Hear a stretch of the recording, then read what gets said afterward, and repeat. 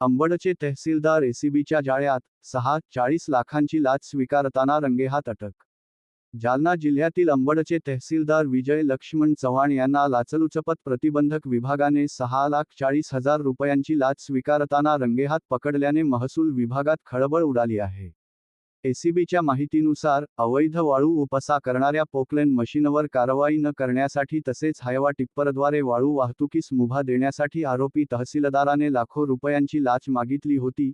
तक्रारदाराने यापूर्वी 8 लाख रुपये दिल्याचा दावा केला असून उर्वरित रकमेची मागणी सुरू होती. मे 26 रोजी एसीबीने तक्रारीची पडताळणी केली असता 6,40,000 रुपयांची लाच मागितल्याचे निष्पन्न झाले.